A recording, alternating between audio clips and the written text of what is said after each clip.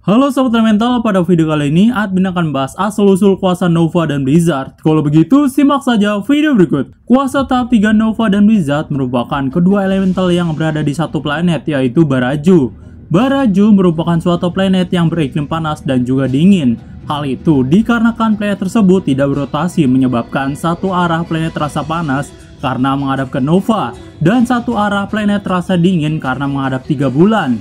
Di dua iklim tersebut memang terdapat suku, yaitu suku Bara dan suku Salju, yang memang suku Bara dulu dipimpin oleh Panglima Bhairapi yang merupakan penguasa asal elemental Nova, dan suku Salju yang dipimpin oleh Mas Mawais yang merupakan penguasa elemental Blizzard. Kedua penguasa ini memang saling hidup berdampingan, terlihat memang ia suka bersamaan. Ia juga punya markas rahasia terletak pada tali istiwa, yang memang terdapat rahasia soal tahap 3 tersebut yang tersembunyi di dalamnya. Selama beratus-ratus tahun tidak ditemukan oleh siapapun, hingga akhirnya memang Feng ini menemukan ruang rahasia tersebut. Sebelum adanya Feng, memang Pak Pato ini juga pernah ke sana. Terlihat memang robot-robot kedua puak tersebut yang menjaganya di sana, dan juga Pak Pato berhasil membuat robot penguasa elemental di sana. Jadi mungkin Pak Pato mengambil alih ruang rahasia tersebut. Selain ia mengambil sumber daya alamnya, kemungkinan ia belajar juga untuk membuat teknologi dari kedua puak tersebut, yang memang kedua penguasa elemental ini dulunya bersatu melawan Retaka di puncak bara beku.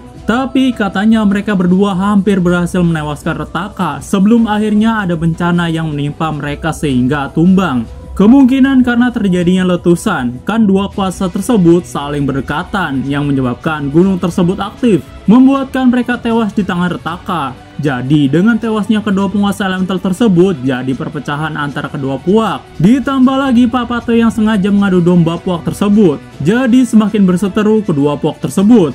Sejak saat itu kedua puak saling berperang selama 100 tahun lamanya. Tidak ada yang mau mengalah di antara kedua puak, sehingga perang yang berkelanjutan sampai Bobo ini akan mendamaikannya. Bagaimanakah cara Bobo ke sana? Karena akan ia terpisah oleh kawan-kawannya yang memang sudah sampai Baraju duluan, tetapi memang ada kendala, di mana Papa Zola terlihat mengirim pesan ke seluruh anggota Tapops, yang mungkin Bobo juga akan meresponnya ke sana. Mungkin mereka bertiga nantinya bakal menyusul ke sana dengan teleportasi langsung setelah menerima pesan tersebut, yang memang ini merupakan tujuan awal Bobo untuk mencari tahap 3 selanjutnya agar bisa mengendalikan, karena sembari menunggu kuasa rimba juga yang masih dalam bentuk bunga. Jadi sembari menunggu Bobo mencari tahu tahap 3 lainnya, seperti Nova ini yang memang malah mendapatkan kuasa Blizzard juga, tapi semakin tinggi juga resikonya bila tidak terkendali. Nah, semoga saja selain nantinya Bobo ke Baraju, bakal diceritakan dulu lah di keadaan planet Machina seperti apa, karena seperti menggantung sekali di akhir episode kemarin.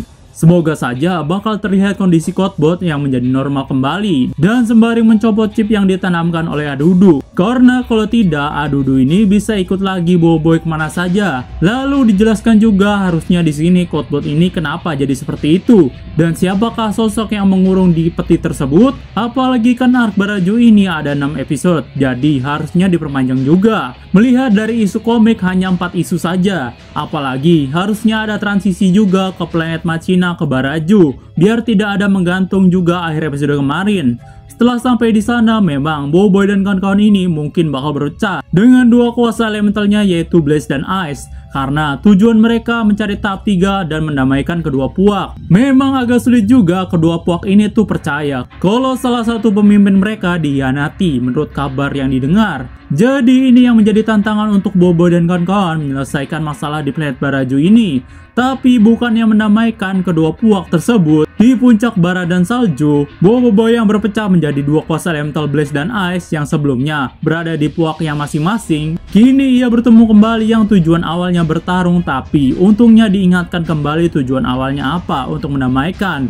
Namun karena gengsinya yang sangat tinggi untuk bergabung semula, yang malah saling mengejek, membuatkan kedua elemental ini saling bertarung satu sama lain. Terjadilah pertarungan yang sangat dahsyat antara kedua elemental tersebut, sampai mereka ini bertarung habis-habisan menggunakan kuasa dari planet tersebut yang ia serap untuk menjadikan tahap 3 mereka, yaitu Nova dan Blizzard, yang untungnya dihentikan oleh Feng dengan gurita bayangnya yang mengingatkan Bobo tentang tujuan awalnya malah bertarung dengan elementalnya sendiri. Admin di sini jujur agak kurang karena Feng yang menghentikannya, Tapi mau gimana lagi, malah memperparah sampai-sampai gunung tersebut meletus. Apalagi kan masalahnya cuma sepele, yaitu tidak mau bergabung dan mengejeknya. Jadi di sini diselesaikan dengan biasa-biasa saja. Admin harap sih nantinya bisa diubah di animasi.